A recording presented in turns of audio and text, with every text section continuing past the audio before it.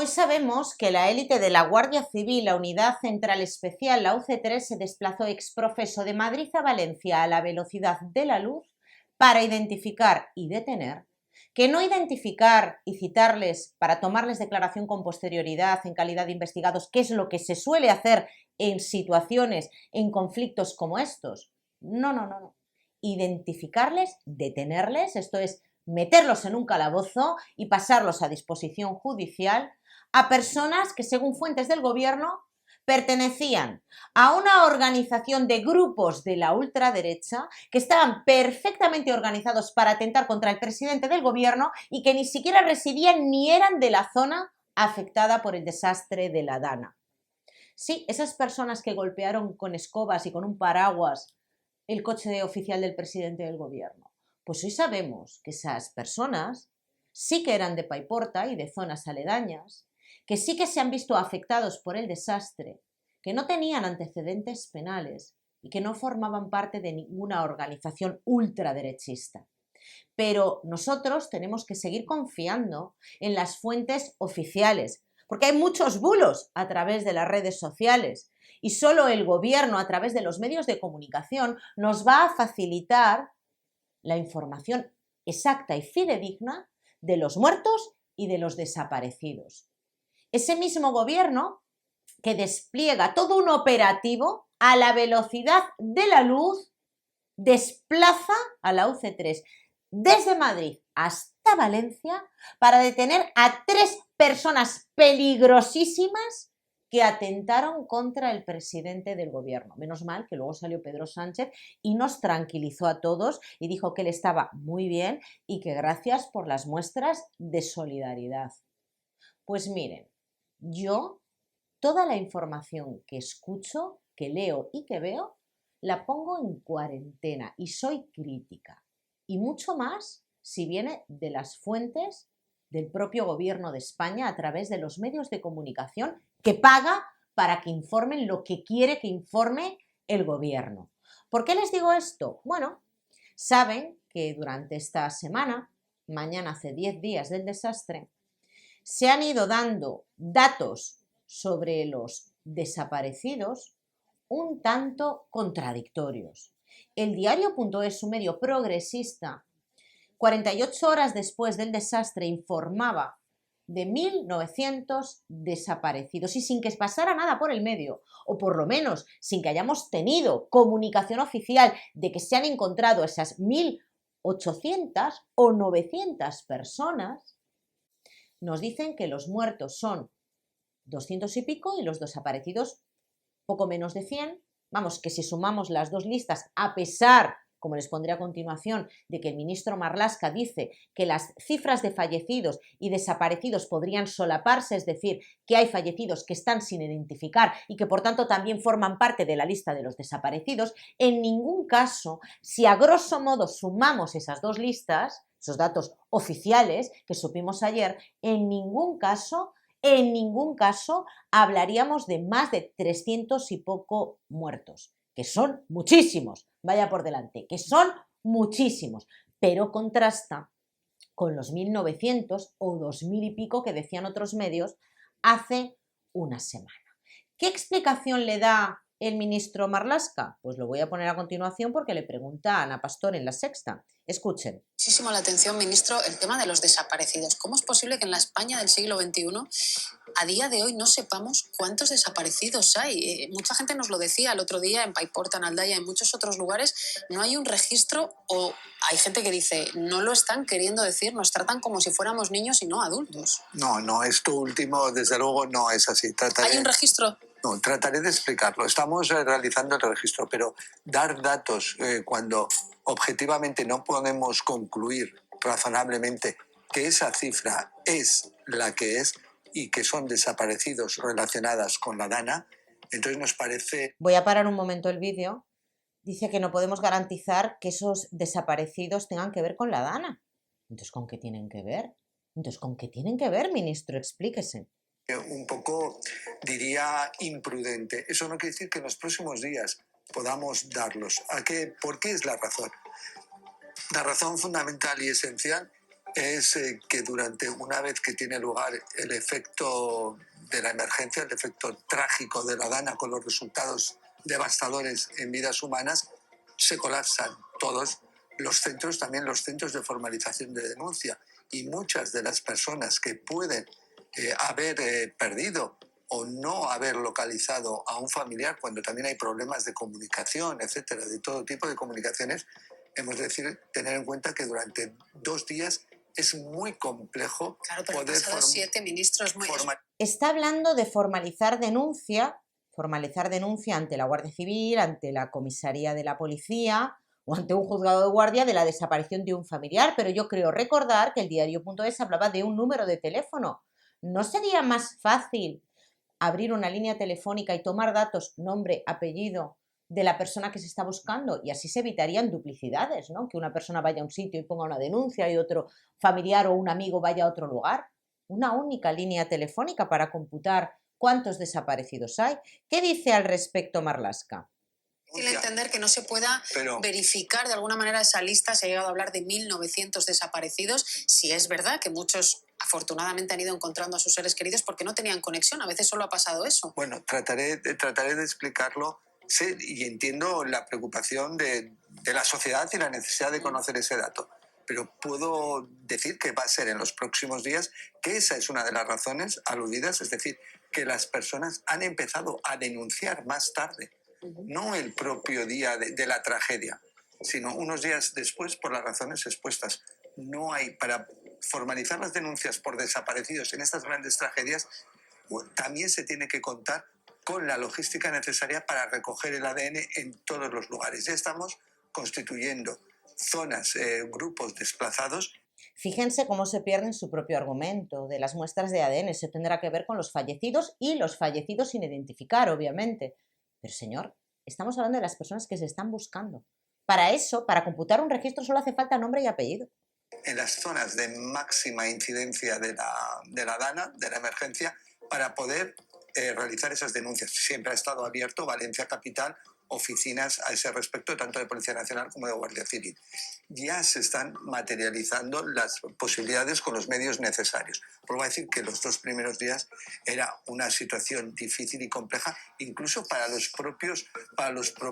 propias víctimas, observar y poner la denuncia. Nos ha dicho 2 veces en los próximos días. Hay, no sé si en la cabeza del ministro o hay una decisión de ofrecer y dar transparencia de ese dato. Cuando dice en los próximos días, ¿es que no está seguro o sabe que va a ser? En los próximos días, porque naturalmente lo que hemos dado son las indicaciones necesarias, pero no hoy ni ayer, desde el minuto 1, de proceder a la formalización, a la constitución de esos grupos desplazados para poder formalizar las denuncias, para poder también estudiar y hacer el cotejo con otras denuncias que se hayan podido formalizar en otras zonas de España por situaciones de familia. Está haciendo referencia a lo que les he comentado, que hubiera una duplicidad de denuncias. Abran una línea telefónica. No dura mucho más el vídeo, pero yo les voy a dar mi impresión. ¿Saben lo que pienso? Ellos conocen sobradamente, insisto, sobradamente, igual que tenían información sobradamente de que iba a ocurrir este desastre, a lo mejor no de la magnitud, pero sí sabían que se iba a producir una dana y cometieron errores. Ya no voy a señalarles como que fueron a propósito, porque francamente no creo que a propósito hayan ocultado esa información, ha sido por desidia, pero en este caso hay un dolo directo.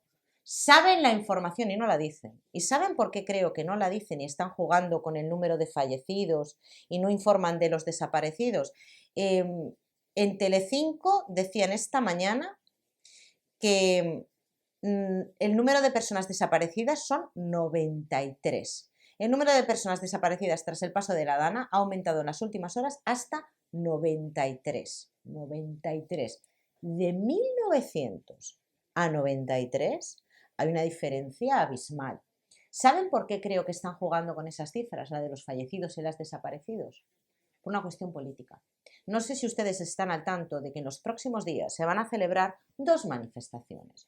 Una para pedir la dimisión de Pedro Sánchez y otra para pedir la dimisión de Mazón. Yo creo que deberían de dimitir los dos. Los dos. pero esto obedece a intereses políticos y yo creo que están a la espera de ver cuál es la respuesta de la gente, ¿no? Un pulso, a ver, ¿a qué manifestación van más? Para luego sacar la lista oficial y tirársela al adversario. Por tu culpa murieron tantos, porque obviamente los desaparecidos una semana después puede haber algún caso de alguien que no tenga cobertura. Pues señores, allí van voluntarios con su teléfono móvil. En una de estas pides ayuda de la manera que sea. Si no te sabes el teléfono de la persona, pues mándale a través de una red social, que hoy todo el mundo tiene por lo menos una red social, o a un vecino o a alguien. Extraño, ¿verdad? Bueno, yo creo que los desaparecidos, desgraciadamente y a estas alturas, están muertos. Y recuerden que la cifra oficial que tenemos actualmente, si sumamos los fallecidos y los desaparecidos, no van a ser más de 300 y ya son muchísimos, muchísimos, una barbaridad, pero no los 1900 o 2000 y pico que informaban algunos medios hace una semana. Entonces yo creo que se está utilizando a los muertos, una vez más, para hacer política, para echárselos al adversario y decir, no, el que tienes que dimitir eres tú, no, el que tienes que dimitir eres tú, el que tienes que dimitir eres tú. Y mientras tanto la gente sigue con el barro hasta las cejas. Hay que ver, qué paradoja, el de todo es fango, cloaca y lodazal. Al final lo ha hecho realidad Pedro Sánchez. Al final es una realidad fáctica. Lo del fango y lodazal le perseguirá a lo largo de la historia. Este señor se caracterizará por ser el rey del fango en todos los sentidos y por no hacer nada absolutamente por eliminar el fango, porque le interesa. Yo creo que deberían de dimitir los dos. Mazón es un auténtico inútil y Pedro Sánchez es un tipo que está claro que tiene rasgos psicopáticos y narcisistas, que está utilizando esto, mirándolo desde la barrera, como si el resto fuéramos peones, y decide que, bueno, él no se va a hacer cargo de la situación porque quiere ver morir a su enemigo, quiere ver cómo acaba de barro hasta las cejas y o bien dimite o bien se carga al Partido Popular como partido de la oposición, que nunca lo fue, porque el Partido Popular que tenemos el Partido Popular, la oposición que tenemos en este país es Vox. No es el Partido Popular, es Vox. Y yo me alegro, que yo sé que hubo personas muy críticas que criticaron la decisión de Vox de abandonar el Partido Popular en aquellas comunidades que trabajaban juntos. Yo creo que hizo lo correcto. Yo creo que ahora, mejor que nunca, hay que separarse del Partido Popular porque es lo mismo que el Partido Socialista, lo mismo. Y espero que Vox cumpla con lo prometido si alguna vez accede al poder. Que ya saben que yo he tenido una gran decepción con Vox por el tema de esta ley orgánica que no se leyó nadie. He tenido una gran decepción, pero bueno, habrá que ver qué es lo que hacen. Mientras tanto, los podemitas pues presumen de su estulticia, como Yone Belarra, que ha dicho lo siguiente. Parece que esto es muy relevante. Para financiar este escudo social, en Podemos nos parece imprescindible que las empresas criminales que mandaron a trabajar a los trabajadores y las trabajadoras después de que ya se habían producido las alertas, paguen por lo que han hecho, se produzcan sanciones ejemplares y ese dinero vaya a financiar todas las medidas sociales que ahora mismo son imprescindibles. Evidentemente no van a poder reparar el daño que le han hecho a la sociedad valenciana, pero al menos que se responsabilicen con reparación económica de lo que ha ocurrido. Me parece que es indignante que empresas como Mercadona, como Inditex, como Coca-Cola, como IKEA mandaran a los trabajadores y las trabajadoras a trabajar en una situación catastrófica como la que hemos vivido. Nos parece que señalar quiénes han sido también los responsables de esta situación es una responsabilidad política ineludible en este momento. Claro, la responsabilidad de los políticos es echarle la mierda, es que esta gentuza de verdad, es echarle la mierda a las empresas. Dice que no va a poder reparar a la sociedad valenciana el daño que ha causado el de Mercadona, el de Inditex, Amancio Ortega, como siempre en todos los fregados, un hombre que en este país se merece un monumento, Amancio Ortega, que los de IKEA, ¿qué tal? Que son los que tienen que pagar el desastre, las empresas, porque mandaron a los trabajadores después de las alertas a trabajar. ¿A qué alertas se refiere? ¿A las de las 8 y 10, cuando las empezaron a recibir las personas y ya tenían el agua en el cuello? ¿A esas empresas se refiere? Bueno, pues yo quiero saber si también se refiere a esa peluquera que os salió en televisión, que salió hasta el vídeo, que estaba ella misma y sus empleados y las personas que estaban ahí tiñéndose el pelo o cortándose el pelo, trabajando en el momento en el que les llegó el agua y las sacó de la peluquería a rastro. Esa trabajadora, esa autónoma, también tiene que pagar el desastre a la sociedad valenciana. En este país no cabe un hijo de perra más, no cabe, estamos al completo. Por eso digo que es que hay que también valorar el tema de la inmigración, porque aquí no cabe de los propios patrios españoles, de los propios compatriotas, que para mí esta persona no es compatriota, a pesar de ser española, porque rema en contra de los intereses de España, pero aquí no cabe un hijo de perra más. ¿Para qué vamos a importarlos de fuera si ya estamos al completo, señores? Estamos al completo, la gente está hasta el último pelo. Y una reflexión, que ya lo he dicho en vídeos anteriores, a mí me parece muy bien la solidaridad. Yo soy una persona solidaria.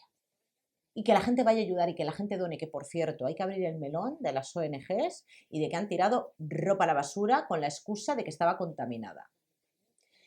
Eso ya será objeto de otro vídeo y de otro análisis. Pero a mí me parece muy bien que seamos solidarios, pero no les sorprende que con la cantidad ingente de impuestos que pagamos, al final de nuestro bolsillo está saliendo la ayuda que están recibiendo los valencianos.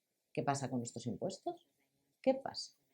Ay, Dios mío de mi vida. Si digo lo que quiero decir de verdad, no es que me cierren el canal, es que me viene a buscar a mi casa la élite de la Guardia Civil hoy mismo, no llega mañana, hoy mismo. En fin, a buen entendedor pocas palabras bastan, como decía un ciudadano valenciano, una vez que limpiemos el barro de nuestras calles, iremos a limpiar el Congreso de los Diputados porque han encendido la pólvora en Valencia. Así sea. Amén. Amén, así se haga. Lo dejo aquí, gracias por verme, espero que me dé tiempo a hablar de otra noticia política no menos importante, porque aquí lo importante es lo que están pasando los valencianos. Luego ya que se haga política de todo esto, que no les quepa la menor duda, ya se está haciendo. Pero una noticia política importante, como es la imputación de Ábalos y que ya se ha citado a declarar a Íñigo Errejón en calidad de investigado por la denuncia que ha recibido de agresión sexual. Lo comentaré en vídeo aparte si me da tiempo. Gracias por verme y si Dios quiere, nos vemos mañana.